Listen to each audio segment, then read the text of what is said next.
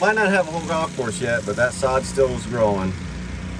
So the guys are out cutting it. We got to still weed eat bunker faces now on 7, 8, 9 and all that stuff. That sod comes in turbocharged and away we go. So all of this stuff got mowed last week. Started figuring out how we're gonna weed eat little vertical lips. All of these vertical lips right here are gonna go away when all this area gets filled with waste material, but for now we still gotta maintain it. So the next big thing we gotta figure out is training the guys to take care of the sand.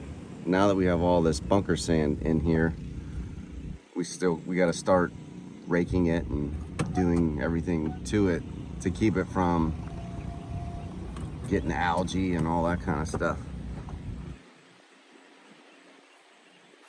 Looks like we had a little visitor in our sand bunkers yesterday. Little four-legged friend was running around here. See these holes he was digging, looking for grubs and stuff like that. You see the paw print right there. Tracks in the sand. Right, so all these little vertical edges, these are all staying. So we're training the guys now how to maintain it.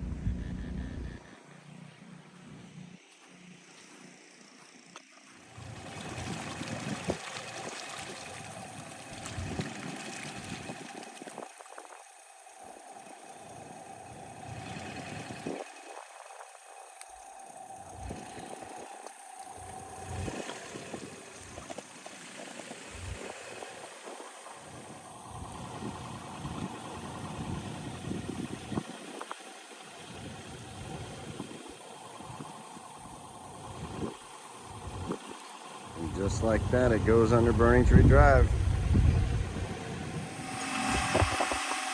This is the business end of the bore machine. So this is what pushes it on the other side, and this is what pulls it out. So it's got 10-foot lengths. So he's just connected to the next 10-foot shaft, and then he just slowly retracts.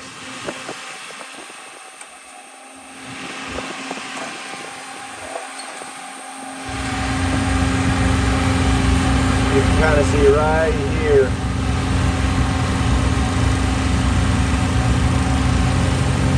He just pulls it through 10 feet at a time. Then he takes off that shaft, stores it, goes back, grabs another 10-foot section, pulls that out, stores it, over and over and over.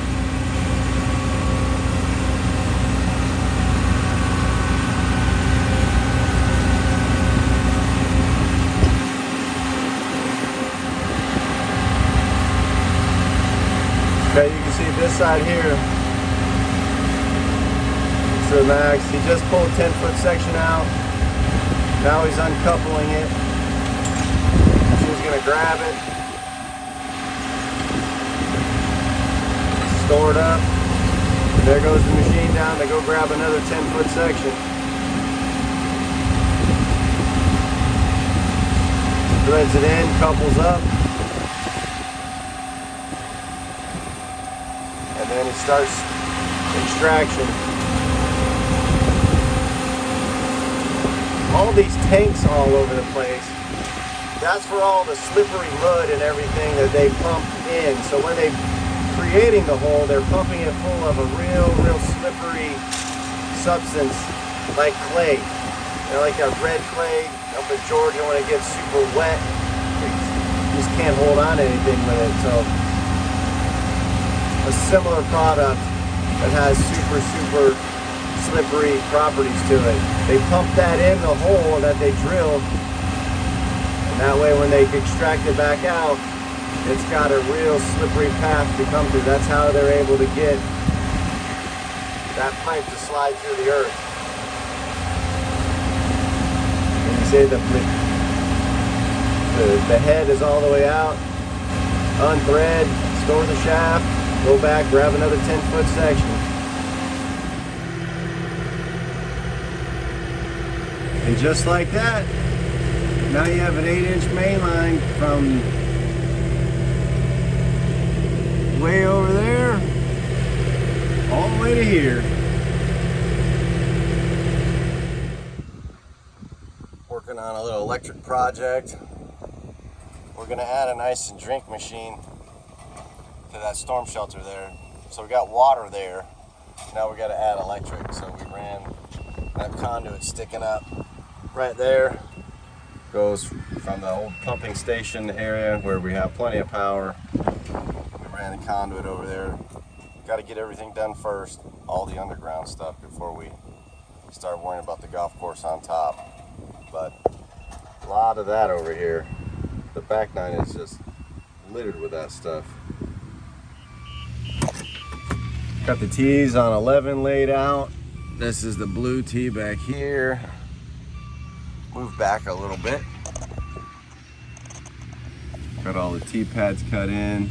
We have the main line on 10, 11, 12, and it's over by the old pump station on 13, the discharge pump on 13. So we are waiting for the driving range to finish being shaped, and we are going to lay the driving range irrigation out early next week. And so in the meantime, the irrigation crew is over here on 10, starting 10 greens irrigation.